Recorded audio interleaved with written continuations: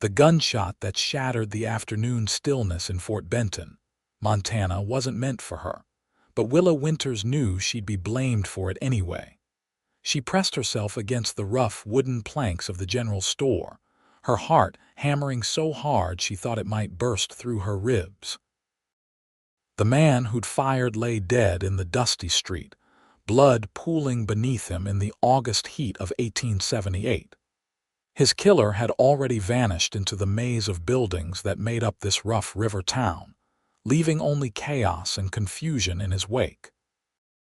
And Willa, foolish enough to be standing nearby when it happened, would be the easiest target for the marshal's questions. She had to run. Again. It was the third time in 2 months she'd found herself fleeing from circumstances she hadn't created, from a life that seemed determined to crush her no matter how hard she fought. Her real name wasn't even Willa Winters.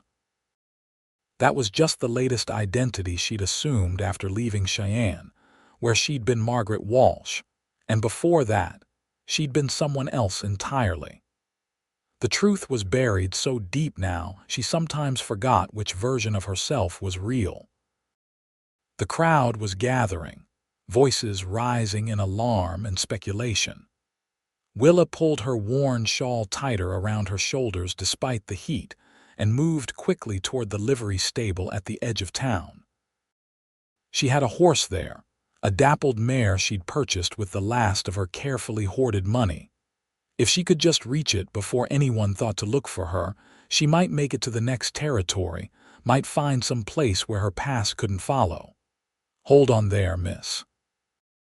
The voice was deep, calm, and entirely too close. Willa froze, her hand inches from the stable door. She turned slowly, preparing to run, to fight, to do whatever it took to survive. But the man standing behind her didn't look like any lawman she'd ever seen. He was tall, well over 6 feet, with broad shoulders that strained against a dusty blue shirt. His face was weathered and tanned, with lines around his eyes that suggested he spent most of his time squinting into the sun. A worn hat sat pushed back on his head, revealing dark hair shot through with just enough silver to give him an air of experience rather than age. She guessed he was perhaps 30, maybe a few years older. "I didn't do anything," Willa said quickly, hating the tremor in her voice. "I was just walking by when that man was shot." The cowboy studied her with eyes the color of strong coffee, and Willa felt uncomfortably exposed under his gaze. She was used to men looking at her, used to the hunger and calculation in their stares. But this man's eyes held something different, something she couldn't quite name. "I know," he said simply. "I saw what happened." Relief flooded through her, followed quickly by suspicion. "You did?" "I was across the street at the saloon, saw the whole thing. Man on the roof of the hotel did the shooting, then climbed down the back way. You were just an innocent bystander." He paused, tilting his head slightly. "So why are you running?" Willa's mouth went dry. She could lie, spin some story about being frightened or needing to get home. But something in this stranger's steady gaze made her think he'd see right through it. "Because innocent bystanders still get blamed when they are convenient targets," she said finally. The cowboy nodded slowly, as if this answer satisfied him. "That's true enough. Especially for a woman alone in a rough town like this." He extended his hand. "Name's Vincent Trent. I run cattle north of here, but I'm in town buying supplies." She hesitated before taking his hand. His grip was firm but gentle, calloused from hard work. "Willa Winters," she said, using the name she'd grown accustomed to over the past weeks. "Pleased to meet you, Miss Winters." Vincent released her hand but didn't step back. "Now, if you're planning to run, you should know the marshal is already posting men at all the roads out of town. He's jumpy because there's been a string of shootings lately and he's desperate to catch someone. Anyone." Willa's heart sank. "Then what am I supposed to do?" "You could stay and tell him what you saw," Vincent suggested. "I'll back up your story. And if he doesn't believe us? Vincent was quiet for a moment, and Willa saw something flicker across his face, some decision being made. Then I suppose you'll need to disappear for a while until things calm down. He glanced toward the stable. That your horse in there? Willa nodded. Good mare, but she won't outrun the marshal's men if they're already watching the roads. Vincent seemed to be thinking, his brow furrowed. I've got a wagon full of supplies heading back to my ranch this evening. There's enough canvas and crates that a person could hide pretty well if they had a reason to. Willa stared at him, trying to understand why this stranger would help her. Why would you do that? Vincent met her gaze steadily. Because I know what it's like to be blamed for something you didn't do, and because no woman should have to face a frightened marshal and an angry mob alone. He pushed his hat back further on his head. Besides, my ranch could use some help. My housekeeper quit last month to get married, and the place is falling apart. If you need a place to lay low for a while, you could work off your keep. It was too convenient, too easy. Willa had learned long ago that nothing came without strings attached. What exactly would you expect in return? Understanding dawned in Vincent's eyes, and he took a deliberate step backward. Cooking, cleaning, maybe help with the vegetable garden if you're inclined. That's all. I've got 3 ranch hands who bunk in the barn, and they'll testify I'm a decent man who keeps a decent house. You'd have your own room with a lock on the door, and you'd be free to leave whenever you want. Willa wanted to believe him, wanted desperately to trust that there was at least one good man in this hard country. But trust had been beaten out of her over the years, replaced with a bitter certainty that everyone wanted something. I don't have much money, she said carefully. I don't want your money. I want someone who can make a decent meal and keep the rats from taking over the house.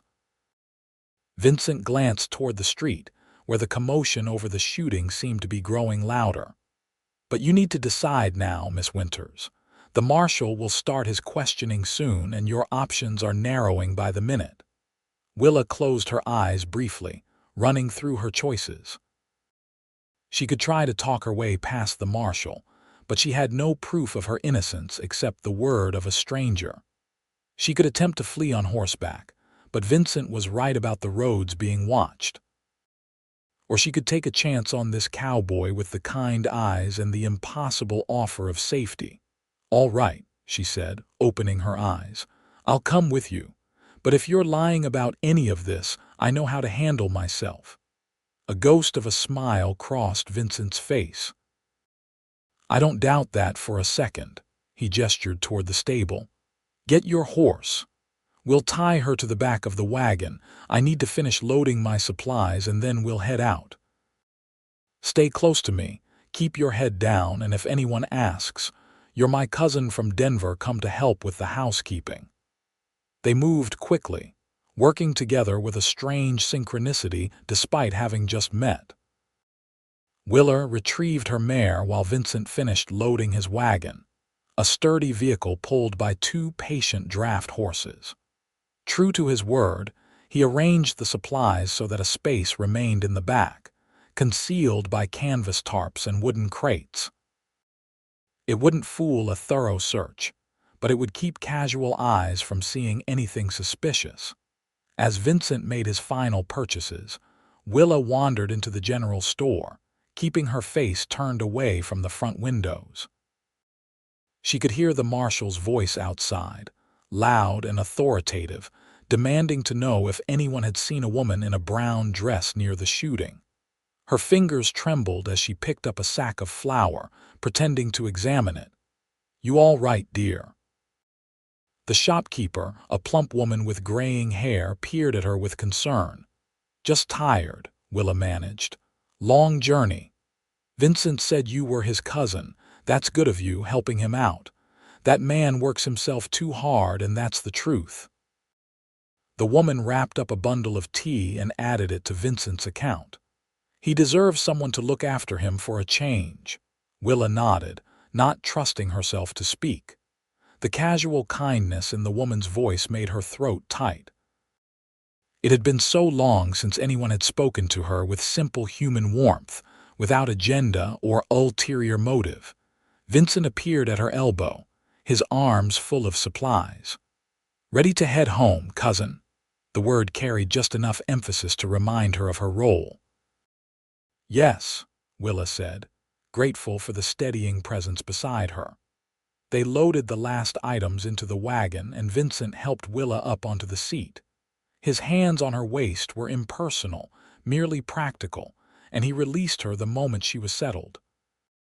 He swung up beside her, gathered the reins, and clicked to the horses. The wagon rolled forward with a creak of wood and leather. Willa kept her eyes straight ahead as they passed through the center of town. The marshal was standing in the street, questioning a cluster of onlookers about the shooting. Her pulse hammered in her ears, so loud she was certain everyone could hear it. Vincent kept the horses at a steady walk, neither hurrying nor dawdling, just a rancher heading home after a day of business in town. "Hold up there, Trent," the marshal called out. Vincent pulled the horses to a stop, his expression neutral. "Marshal, trouble, there's been a shooting." "You see anything unusual?" "Saw the aftermath," Vincent said calmly. "I was in the saloon when I heard the shot. By the time I got outside, the poor fellow was already dead." The marshal's eyes slid to Willa. "Who's this?" "My cousin, Willa Winters, from Denver. She's come to help with the housekeeping." Vincent's voice was easy, unconcerned. "Willa, this is Marshal Harding." Willa forced herself to nod politely. "Marshal." Harding studied her for a long moment, and Willa felt sweat trickle down her back despite the evening breeze. But whatever the marshal saw seemed to satisfy him. A respectable woman sitting beside a known rancher was apparently above suspicion. "Welcome to Fort Benton, Miss Winters. Trent, if you remember anything else about the shooting, you let me know." "Will do." Vincent touched the brim of his hat and set the horses moving again. They traveled in silence until the town was well behind them, the buildings fading into the vast Montana landscape. The land here was beautiful in a harsh, unforgiving way, all rolling plains and distant mountains, the sky so big it seemed to swallow everything beneath it. The Missouri River wound like a silver ribbon through the grasslands, catching the late afternoon sun. "Thank you," Willa said finally, her voice small. Vincent glanced at her, his expression unreadable. "Thank me when we're safely at the ranch. We're not out of trouble yet." But as the miles passed and no pursuit appeared, Willa felt herself beginning to breathe easier.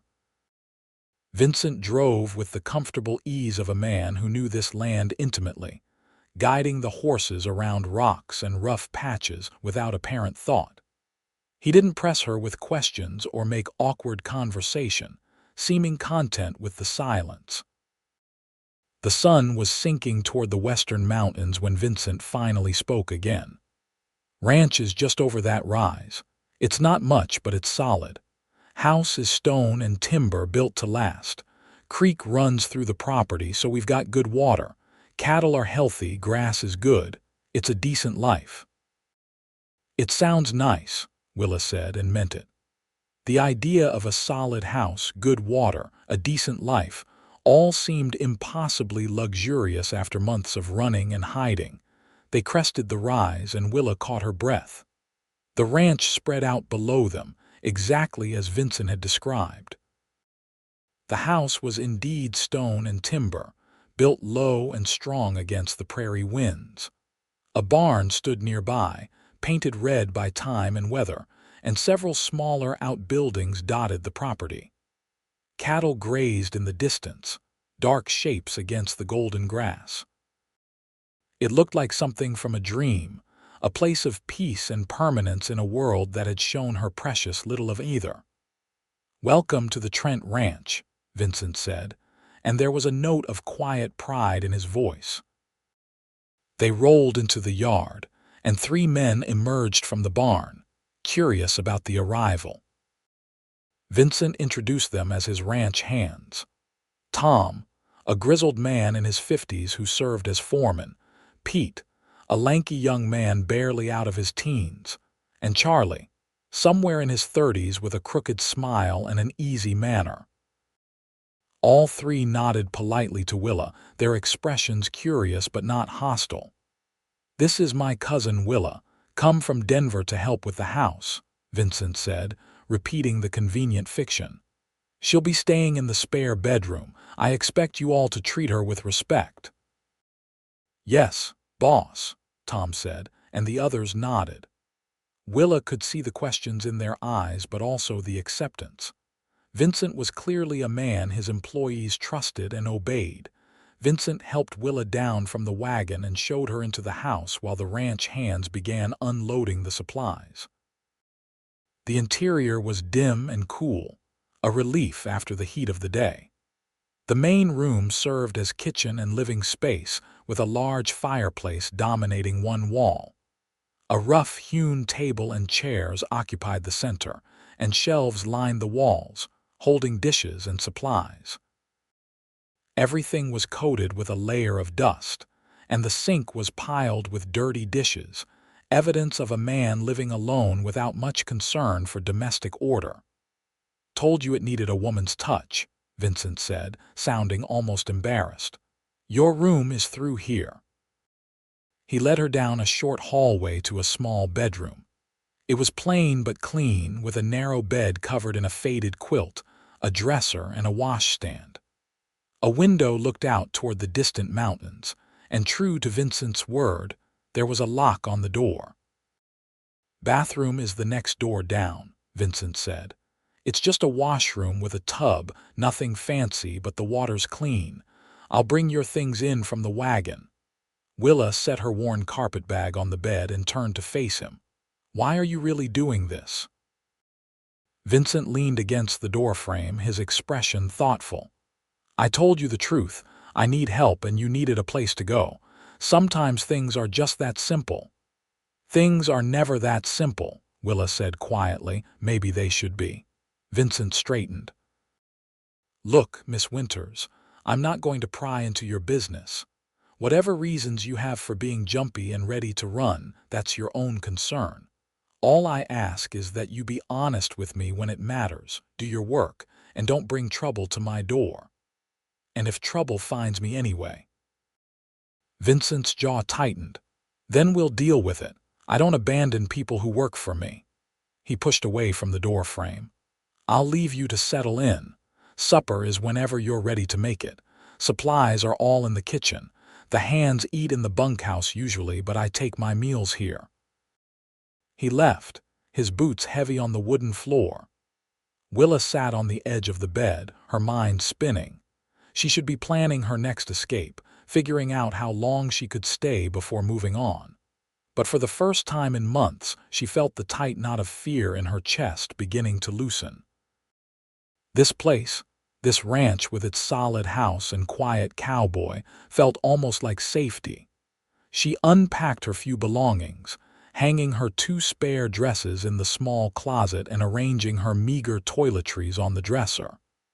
Then she ventured into the kitchen, surveying the work ahead of her.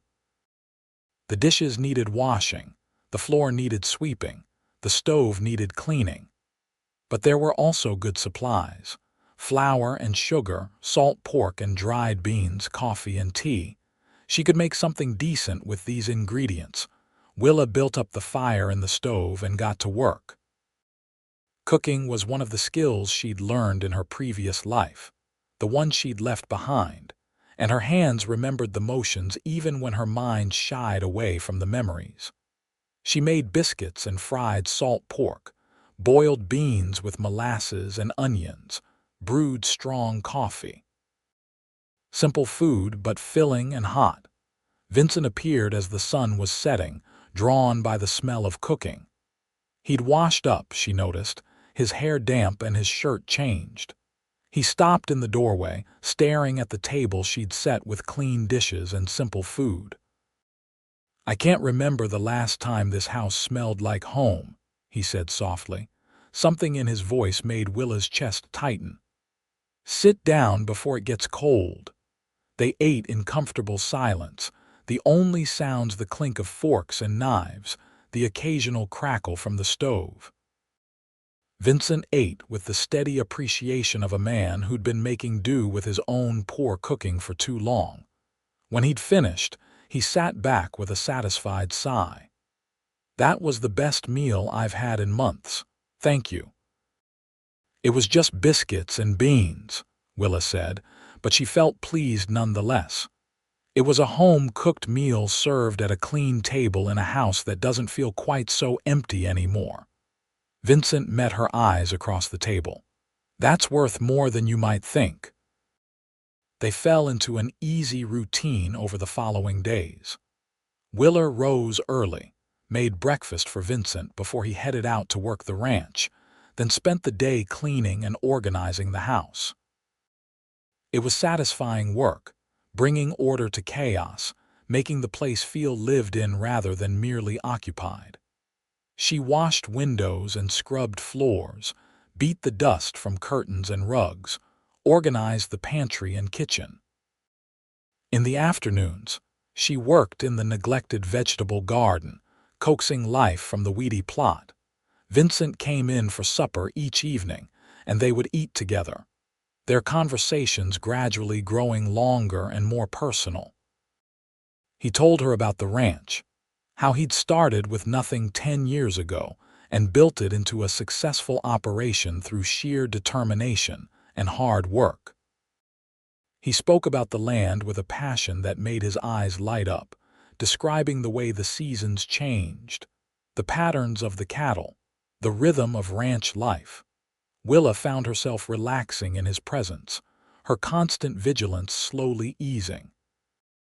Vincent never pressed her about her past, never asked the questions she could see hovering in his eyes.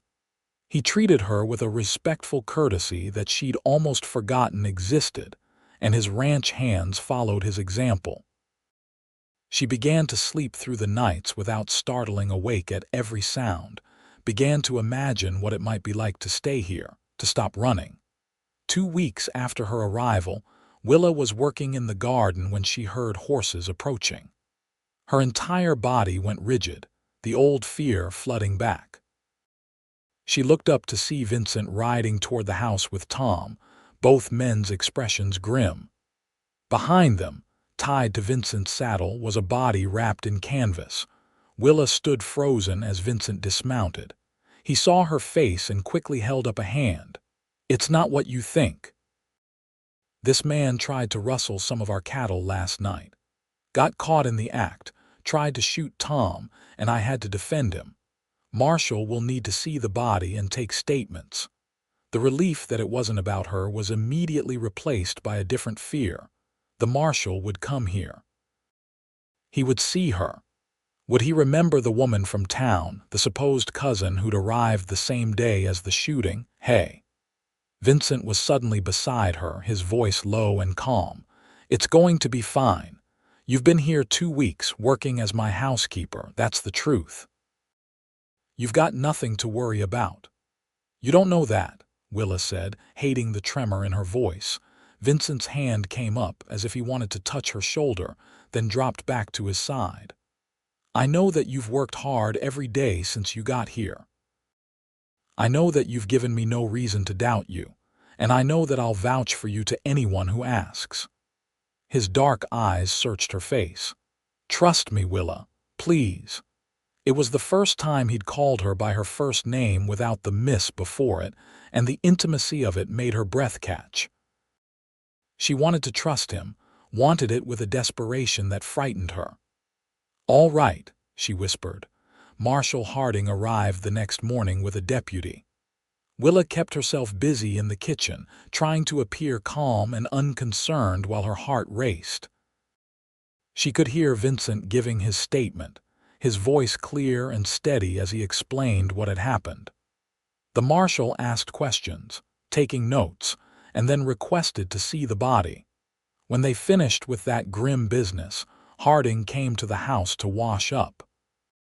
He nodded to Willa as she offered him a towel. "Miss Winters, you settling in all right?" Yes, sir, it's good country here. Vincent treating you well, very well. He's a perfect gentleman. Willa kept her voice steady, her expression pleasant. Harding nodded, apparently satisfied. That's good. Your cousin is a good man, one of the most respected ranchers in the territory. He dried his hands and turned to Vincent. I'll file the report. Clear case of self-defense. You did what you had to do. After the marshal left, Willa sagged against the kitchen table, her legs suddenly weak. Vincent came to stand beside her, not touching but close enough that she could feel his warmth. See, nothing to worry about. This time, Willa said. But Vincent, I can't keep hiding forever. Eventually, someone is going to ask the right questions, make the right connections. Connections to what? Vincent asked quietly. What are you running from, Willa? She looked up at him, at this man who'd shown her nothing but kindness, who'd protected her and asked for nothing in return. He deserved the truth, or at least part of it. I'm running from a life I didn't choose, she said finally. From people who want to use me for their own ends, from a man who thought he owned me. Vincent's jaw tightened. A husband? No, but he would have been if I hadn't run. Willa took a shaky breath. My real name is Willa Wallace. My father died 2 years ago, leaving debts. The man he owed money to, a businessman named Cyrus Grant, offered to forgive the debts if I married him. He's 53 years old and has buried 2 wives already. Everyone said I should be grateful for his interest. But you ran instead, Vincent said. I ran. And I've been running ever since because Grant is a powerful man with a long reach. He's got business interests across 3 territories, and he doesn't like being made a fool of. If he finds me, he'll either drag me back or make sure I'm ruined so thoroughly that no one will ever help me again. Willa's hands clenched into fists. That's why I use different names, why I keep moving. It's not much of a life, but it's mine. Vincent was quiet for a long moment, his eyes on the distant mountains visible through the window. When he finally spoke, his voice was gentle. What if you stopped running? I can't. He'll find me. What if he did, and there was someone standing beside you? Someone who wouldn't let him take you. Vincent turned to face her fully. Willa, you've made this place feel like a home again. You work hard, you're honest, and you deserve better than spending your life looking over your shoulder. Stay. Not as a cousin, not as a housekeeper hiding from her past, but as someone who belongs here. Willa's heart was pounding so hard she felt dizzy. What are you saying? I'm saying that over these past 2 weeks, I've come to care about you.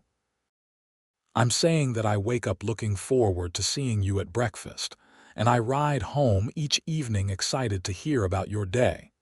I'm saying that this house was just a building before you came, and now it's a home. Vincent's hand came up, gently cupping her cheek. I'm saying that if you need protection from this Grant fellow, a husband would be a lot more effective than a distant cousin. Willa felt tears burning in her eyes. You're offering to marry me, to protect me from Cyrus. I'm offering to marry you because I want to. The protection is just a benefit. Vincent's thumb brushed across her cheekbone, wiping away a tear that had escaped. You don't have to answer now, think about it, but know that I mean every word. Over the following days, Willa found herself watching Vincent with new eyes. She noticed the way he was patient with his horses, firm but kind.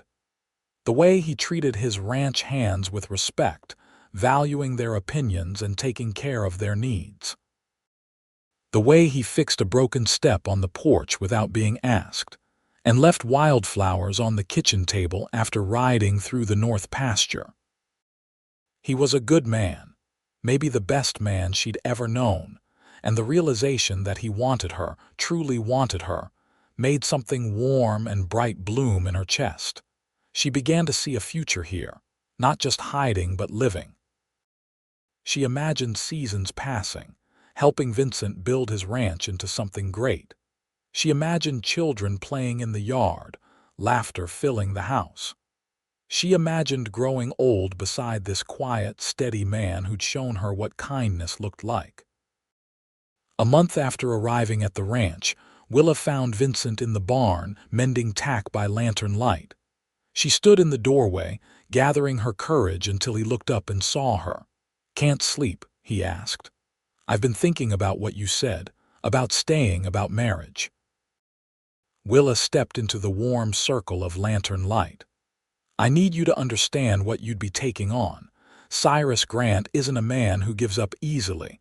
If he finds out I'm here, there could be trouble." Vincent set down the bridle he was working on. "I can handle trouble." "I'm not who you think I am," Willa confessed, the words tumbling out in a rush. "I'm not just a simple woman running from an unwanted marriage. My father wasn't a poor man who died in debt. He was wealthy, or he had been once. He lost everything gambling, made bad investments, trusted the wrong people. By the time he died, there was nothing left but shame and obligations. Grant didn't just want to marry me out of desire. He wanted access to my father's remaining business connections, the family name, even though that name was worthless by then. And I'm not brave or strong. I've been terrified every single day since I left. I've lied about who I am so many times I sometimes can't remember the truth. I'm broken and scared, and you deserve better than that." Vincent stood and crossed to her, his movements deliberate and slow. He took both her hands in his calloused fingers warm and strong. "You think I don't know you're scared?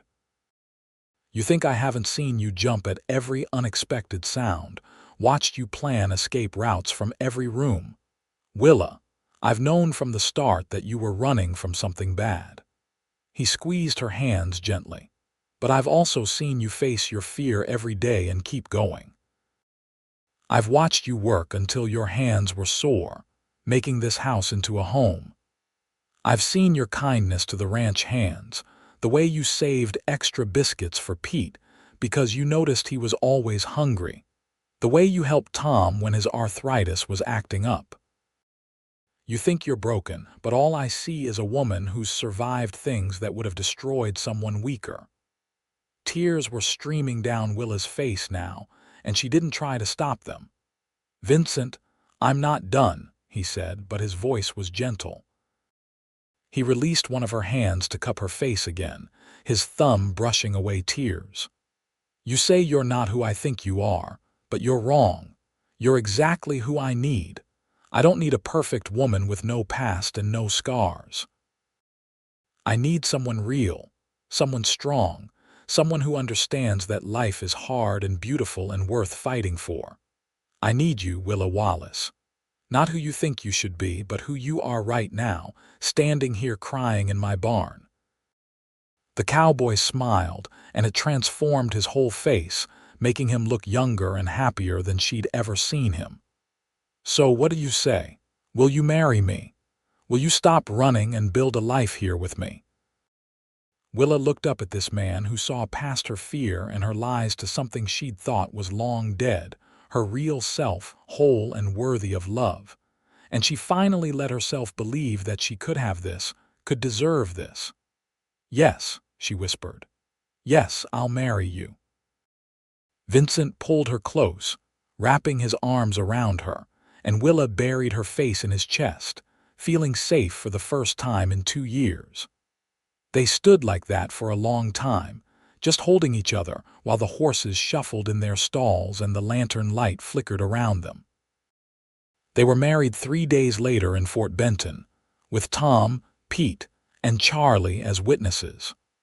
The ceremony was simple, performed by a circuit judge who happened to be passing through town.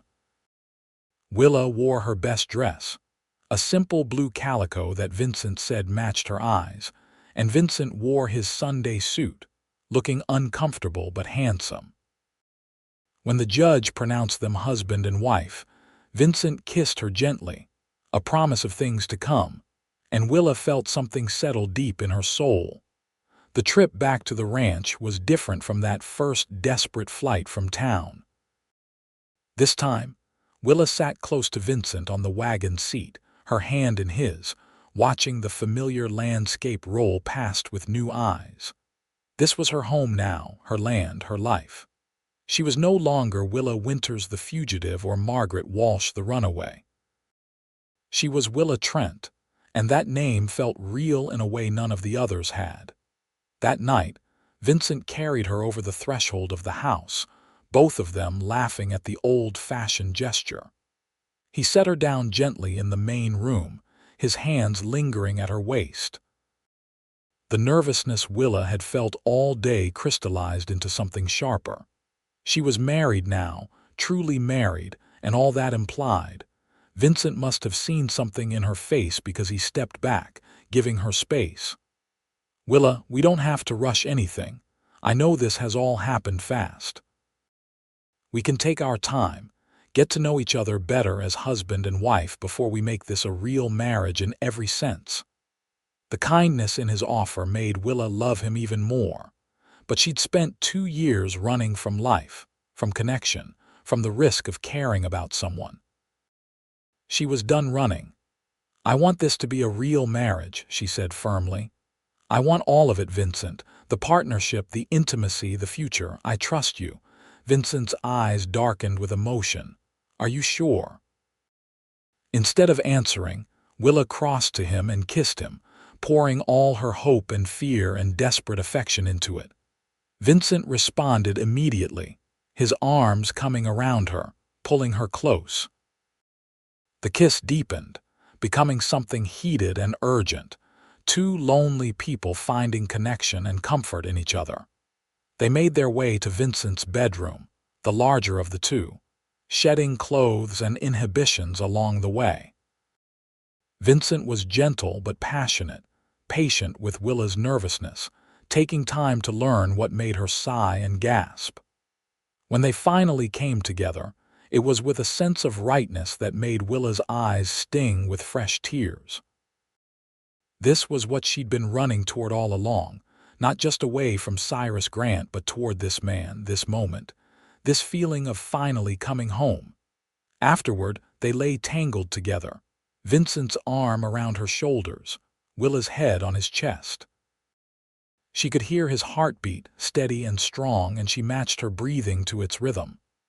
"I love you," Vincent said quietly into the darkness. "I know it's fast and maybe I shouldn't say it yet, but it's true. I love you, Willa." Willa tilted her head up to look at him. In the moonlight filtering through the window, she could just make out his features, strong and honest. "I love you too," she said, and realized it was true. Somewhere between that first terrified meeting in Fort Benton and this moment, she'd fallen completely in love with her husband. The next weeks were some of the happiest of Willa's life.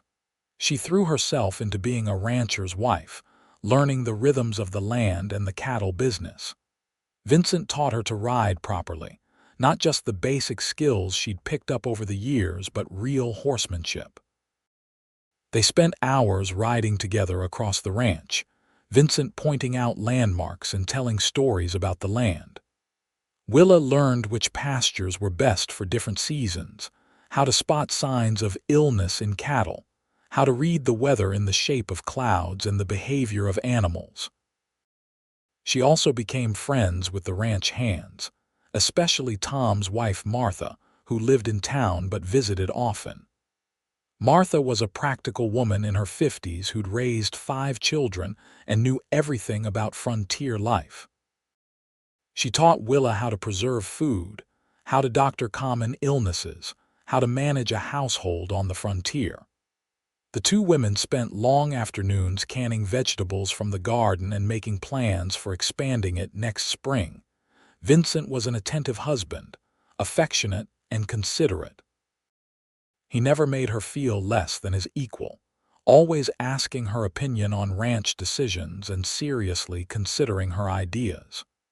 When she suggested they try planting alfalfa in the south field to improve the hay yield, he talked it over with Tom and agreed it was worth trying.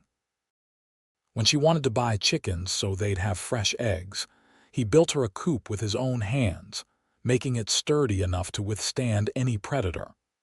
At night, They came together with growing passion and familiarity, learning each other's bodies and hearts. Vincent was a considerate lover, always making sure Willa found her pleasure before taking his own.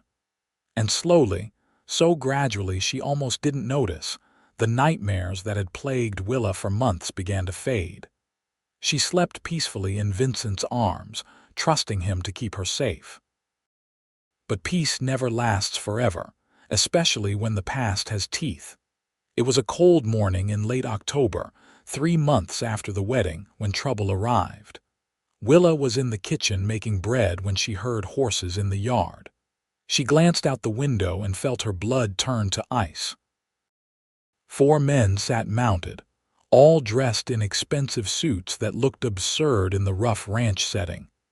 And in the center, on a fine bay horse, sat Cyrus Grant.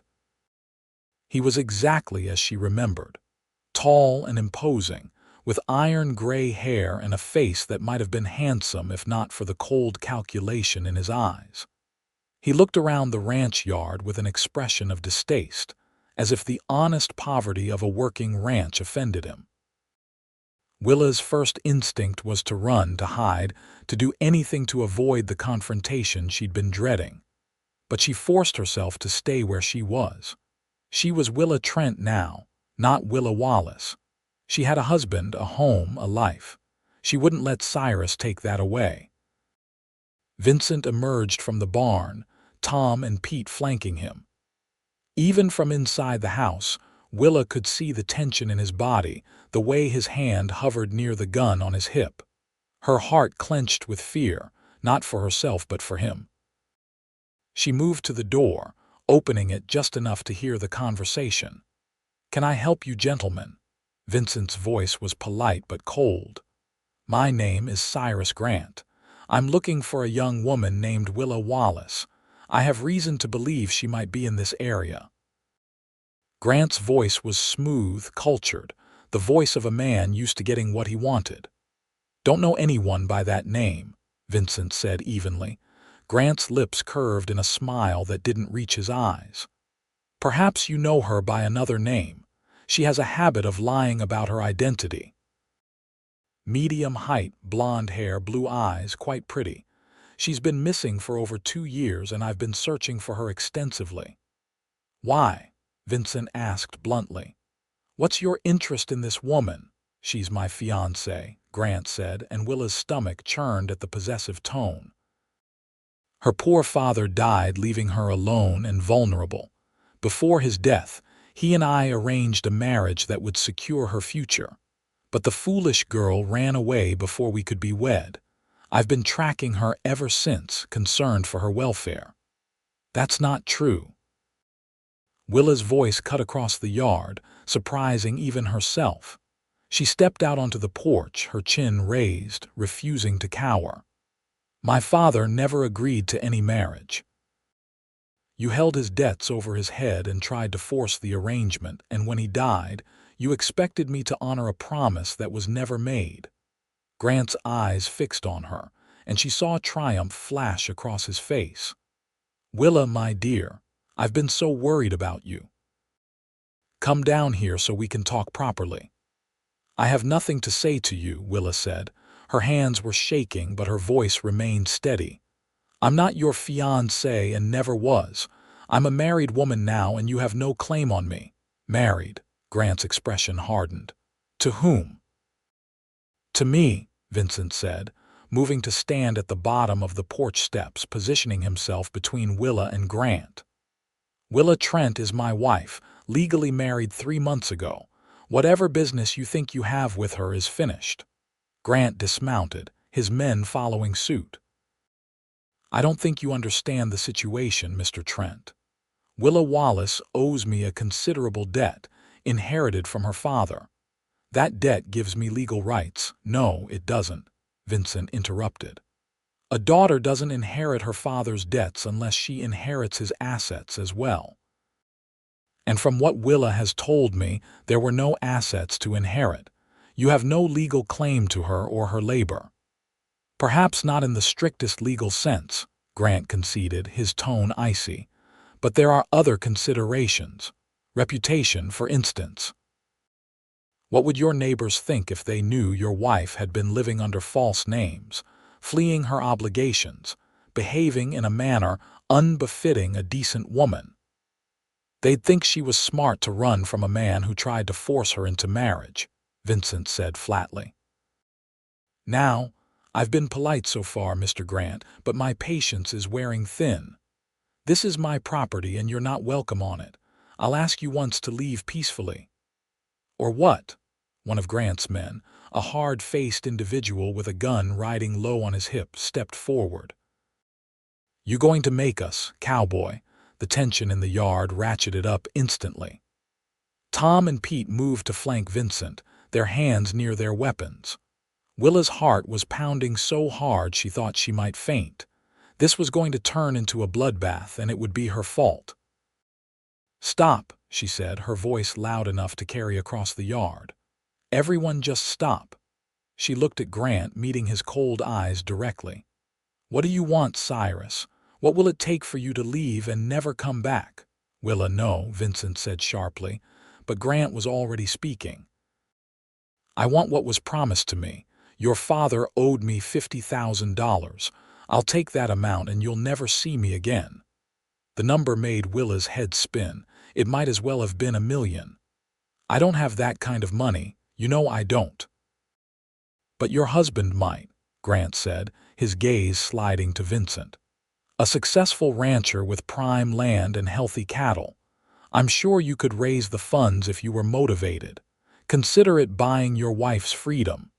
Vincent's jaw clenched, and Willa saw fury flash in his eyes. But before he could speak, Charlie emerged from the bunkhouse, a rifle cradled casually in his arms. Boss, I heard raised voices. Everything all right?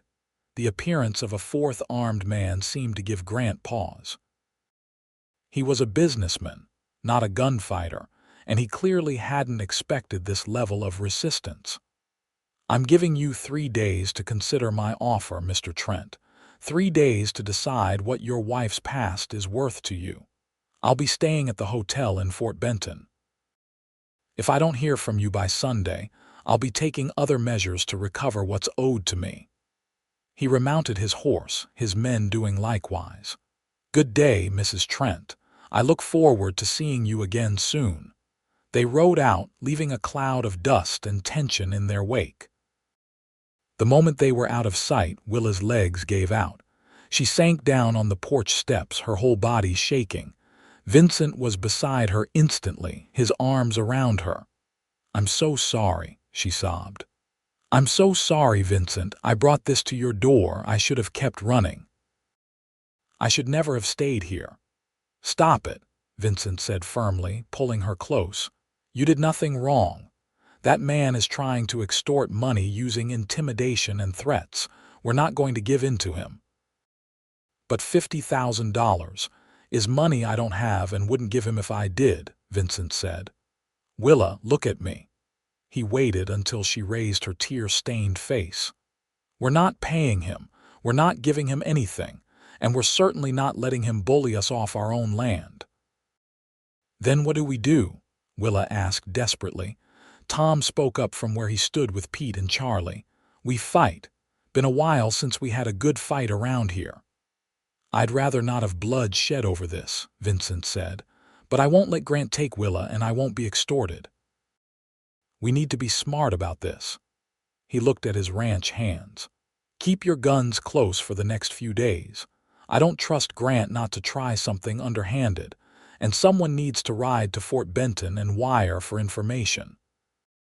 If Grant is the powerful businessman he claims to be, there must be records, maybe even complaints from others he's cheated or intimidated. I'll go, Charlie volunteered. I've got a cousin who works for the railroad. He might know something about Grant's business dealings. Good. Pete, you and Tom stay close to the ranch. I don't want Willa left alone. Vincent stood, helping Willa to her feet. Come on, let's get you inside. The next 3 days were tense. Vincent stayed close to the house, working on repairs and chores that kept him within eyesight. Tom and Pete maintained a vigilant watch, taking turns riding the property line and standing guard at night. Charlie returned from Fort Benton with a sheaf of telegrams and a grim expression. "Grant's known across 3 territories," he reported, "and none of what I heard was good. He's been accused of fraud, extortion, and intimidation multiple times, but he's always had enough money and lawyers to avoid prosecution. There are at least 4 other women who disappeared rather than marry him, and rumors about what happened to the 2 wives he buried." Willa felt sick. She'd known Cyrus was a bad man, but hearing it confirmed, hearing about other women who'd fled or suffered, made her anger burn through the fear. "He can't be allowed to keep doing this." "He won't be," Vincent said firmly. "Charlie, did you talk to the marshal?" "I did. Marshal Harding was real interested in what I had to say. Seems he's been getting letters from law enforcement in other territories asking about Grant's whereabouts. Nothing they can arrest him for yet, but Harding agreed to keep an eye on the situation." Sunday morning dawned cold and clear. Vincent was up before sunrise, checking his guns and talking quietly with the ranch hands. Willa dressed carefully, choosing her sturdiest dress and pinning her hair up securely. If Grant came today, she would face him not as a frightened runaway, but as a woman defending her home. They didn't have to wait long. Just after noon, the sound of hoofbeats announced Grant's arrival. This time, he'd brought 6 men, all armed, all wearing the hard expressions of hired guns. Willa felt her courage waver, but Vincent's presence beside her kept her steady. Grant dismounted, his expression smug. "Mr. Trent, Mrs. Trent, have you considered my offer?" "We have," Vincent said calmly. "And the answer is no. We won't be paying you anything. You have no legal claim to Willa or to any money. If you attempt to take her by force, you'll be guilty of kidnapping. If you attempt to damage my property or harm anyone on it, I'll defend what's mine." Grant's smile didn't waver. "I was afraid you'd be unreasonable about this. It's unfortunate." He gestured to his men. "I'm giving you one more chance, Trent. $50,000 or I take the girl." "You're not taking anyone," came a new voice. Everyone turned to see Marshal Harding riding into the yard, accompanied by 2 deputies. Behind them came another group of riders, and Willa's eyes widened as she recognized several neighboring ranchers, including Martha's husband, Tom Sr., and 3 other men she'd met at church. "What's the meaning of this?" Grant demanded, his composure finally cracking. "Got a wire this morning from the territorial marshal," Harding said, dismounting. "Seems you're wanted for questioning in Colorado regarding several incidents of fraud and intimidation. You're going to need to come with me, Mr. Grant." "This is ridiculous," Grant sputtered. "I'm a legitimate businessman conducting legitimate business. You're a con man and a bully," Harding interrupted. "And your business here is finished. Now you can come peacefully, or we can do this the hard way." Grant looked around, calculating the odds. His 6 hired guns were facing the marshal, 2 deputies, Vincent and his ranch hands, and 4 neighboring ranchers. The smart move was obvious. "I'll come peacefully," he said stiffly, "but my lawyers will have me out by tomorrow." "Maybe," Harding said, "but you won't be coming back here. If you set foot on Trent property again, I'll arrest you for trespassing, and I'll be keeping a close eye on you while you're in my territory." He looked at Grant's hired men. "You boys can ride out or you can come to jail with your boss. Your choice." The hired guns chose to ride out. Grant was led away in handcuffs, his face purple with rage. As the group dispersed, Vincent's neighbors came up to shake his hand and offer support. Tom Sr. clapped him on the shoulder. "We look after our own out here," he said simply. "You need anything, you just holler." After everyone had left and the ranch settled back into its normal rhythms, Vincent and Willa stood together on the porch, watching the sun sink toward the mountains. Willa leaned against her husband, feeling the tension of the past weeks finally draining away. "It's really over," she said wonderingly. "It's over," Vincent confirmed. "Grant won't be back. Even if he gets out of jail, he knows he's being watched now, and his reputation is damaged. Word will spread about what he tried to do here. I can't believe your neighbors came to help." "They barely know me." Vincent turned her in his arms so she faced him. "They came because you're one of us now. You're a rancher's wife, part of this community. That means something out here." He kissed her forehead. "And they came because you're worth defending. You've proven yourself, Willa. You didn't run when Grant showed up. You stood your ground and faced him. I've never been prouder of anyone." Tears stung Willa's eyes, but they were good tears, tears of relief and joy. "I love you, Vincent Trent." "I love you too, Willa Trent." He smiled, that rare, full smile that still made her heart skip. "Now, how about we go inside and you teach me how to make that stew you've been promising? I figure it's time I learned to cook more than beans and hardtack." Willa laughed, the sound bright and free in the cooling evening air. "I'd like that." The months that followed were peaceful. Fall turned to winter, and the ranch settled into the quiet routines of the cold season. Willa and Vincent grew even closer, their love deepening with every shared laugh and quiet evening by the fire. They made plans for the spring, discussing which fields to plant, which cattle to breed, how to expand the ranch. In February, Willa realized she was pregnant. She told Vincent one snowy evening as they sat together reading. His hand came up to cup her stomach with such tenderness it made her cry.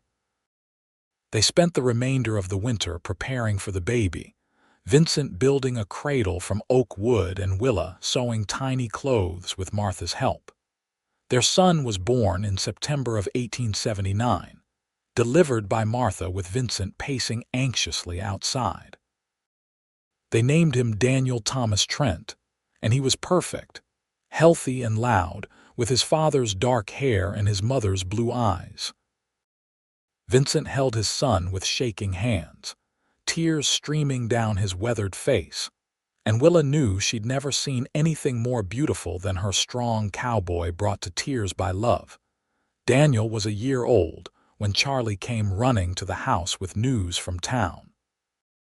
Cyrus Grant had been convicted of fraud and extortion in Colorado and sentenced to 15 years in prison. Other charges were pending in 2 other territories. His business empire had collapsed, and his reputation was destroyed. The nightmare was truly over. That evening, Willa and Vincent stood in the doorway of Daniel's room, watching their son sleep peacefully in the cradle his father had built. Vincent's arm was around Willa's waist, and she leaned into his solid warmth. "Do you ever think about what would have happened if you hadn't helped me that day in Fort Benton?" Willa asked softly. "Every day," Vincent admitted. "And every day I thank God I was in the right place at the right time, that I looked across the street and saw a frightened woman who needed help." He turned her to face him, his dark eyes soft with love. "You changed my life, Willa. You took a house and made it a home. You took a lonely rancher and taught him what it means to have a partner, a true companion. You gave me a son and a future full of hope." "You saved me," Willa said, her voice thick with emotion. "You saw past my fear and my lies to who I really was. You made me believe I deserved happiness and love. You gave me a life worth living." "We saved each other," Vincent said and kissed her. A kiss full of promise and passion and profound gratitude for the twists of fate that had brought them together. They were blessed with 2 more children. A daughter they named Sarah Martha in honor of Martha's friendship and help, born in 1881, and another son, James Vincent, born in 1883. The ranch prospered under their joint management. Willa's idea about planting alfalfa proved successful, improving their hay yields and allowing them to expand their herd. Vincent's steady leadership and fair treatment of his employees made the Trent Ranch a place where good men wanted to work. Tom eventually retired, but he stayed on the property in a small cottage Vincent built for him and Martha.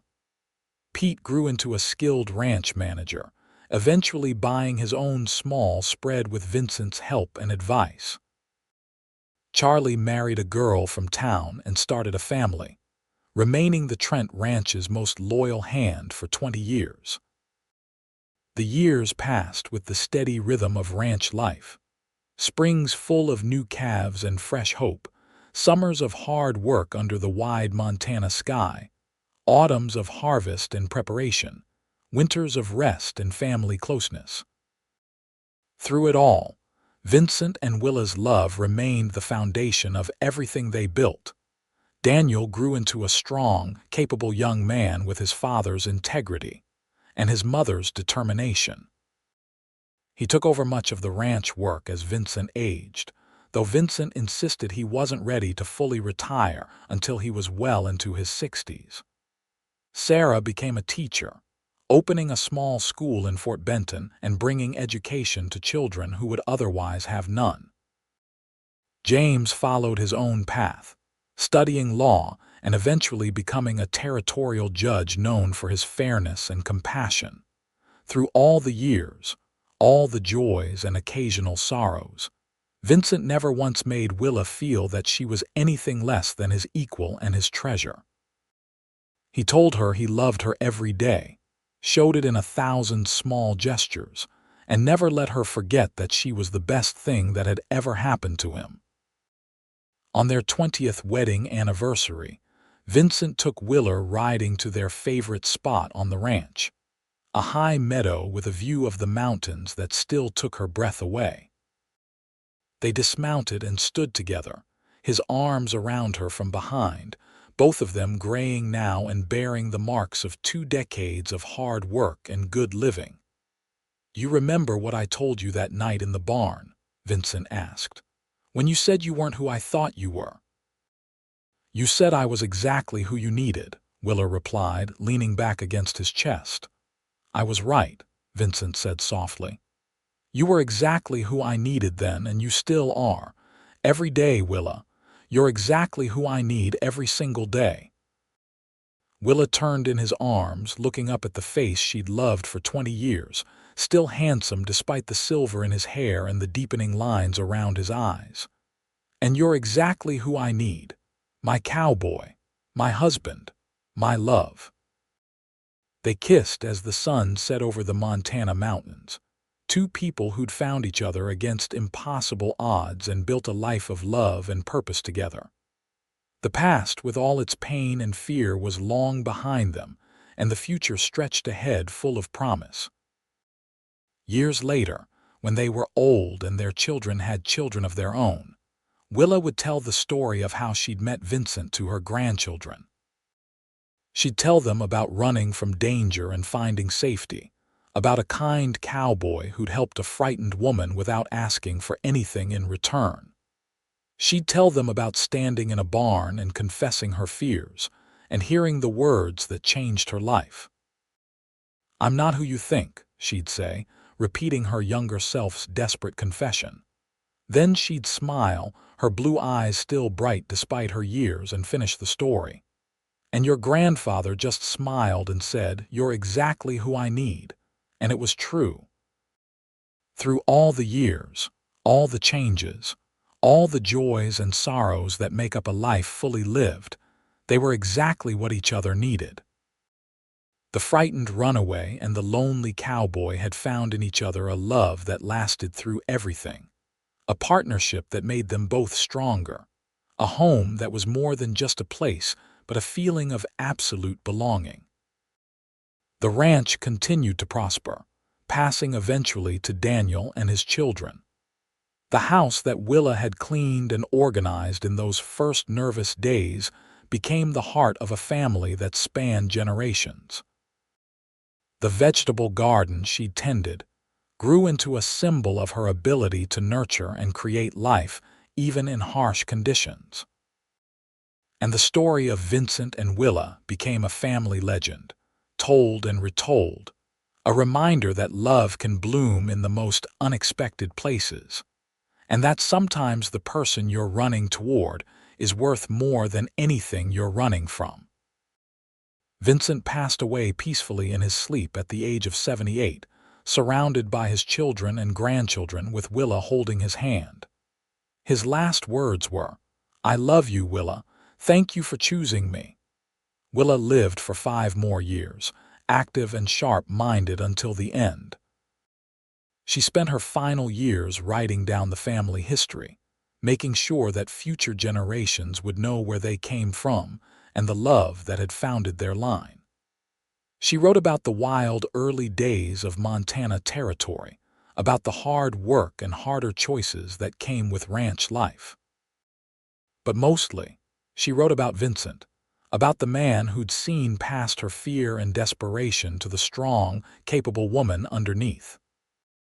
When Willa died at the age of 80, she was buried beside Vincent on a hill overlooking the ranch, under a stone that read, "Willa Trent, beloved wife, mother, and grandmother, she was exactly who we needed."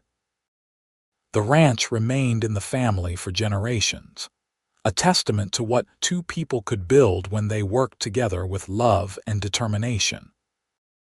The story of its founding became part of Montana history, a reminder of the courage it took to build a life on the frontier and the power of love to overcome even the darkest past.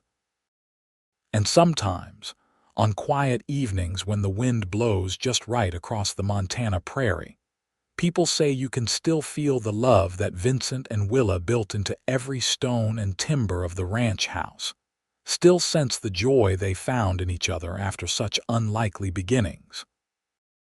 It's a love that transcended time and circumstance, a love that proved that sometimes the most broken people can build the most beautiful lives, that running toward something is always better than running away, and that the truest words ever spoken were, "You're exactly who I need."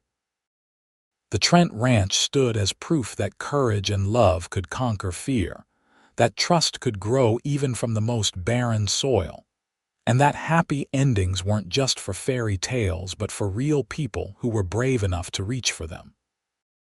Vincent and Willa had reached for each other in a moment of desperate need, and found in that grasp a forever kind of love. Their great-great-grandchildren still live on the land Vincent and Willa built together, still tell the story of the frightened woman and the kind cowboy who saved each other. The house has been updated and expanded, but the original stone walls still stand, solid and strong, just like the love that built them.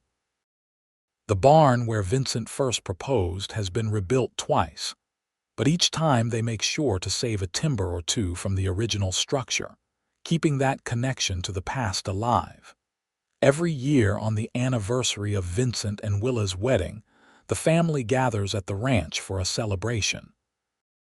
They share the traditional meal of biscuits and beans, remembering the simple supper Willa made that first night. They ride out to the meadow where Vincent took Willa on their 20th anniversary and toast to love that lasts. And they tell the story again, making sure the youngest generation knows where they came from and the power of choosing love over fear. The legacy of Vincent and Willa Trent isn't just in the prosperous ranch or the large family they created.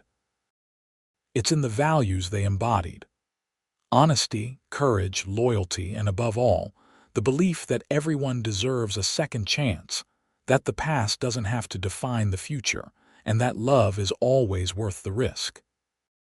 In the harsh, beautiful land of Montana, where the sky stretches forever and the wind never stops blowing, their story remains a beacon of hope. It reminds people that no matter how dark the past, no matter how uncertain the present, there's always the possibility of a better future. All it takes is courage, trust, and the willingness to believe that maybe, just maybe, you're exactly who someone needs, and they're exactly who you need too. And so the story ends where it began, in Fort Benton, Montana. in the wild and woolly days of the American West, with a gunshot and a frightened woman, and a kind cowboy who changed the course of two lives with simple words and a generous heart. It's a story of redemption and refuge, of fear conquered and love discovered, of two souls finding each other against all odds and building something beautiful together. Vincent and Willa Trent lived their happy ever after, not because life was easy or because they never faced challenges, but because they faced everything together, with love as their foundation and hope as their guide. They proved that the best love stories aren't about perfect people in perfect circumstances, but about real people choosing each other every day, building a life one moment at a time, and never giving up on the promise they made to each other in that dusty Montana barn so many years ago. And if you listen very carefully on quiet Montana evenings, they say you can still hear the echo of Vincent's words carried on the prairie wind. "You're exactly who I need." And Willa's response, soft but certain, "And you're exactly who I need too." That's the legacy of the Trents. That's the story that matters. And that's the happy ending they earned together, one day at a time, through 20 years of marriage and 60 years of love that extended beyond death into memory and legend. They were exactly what each other needed, and in the end, that was everything.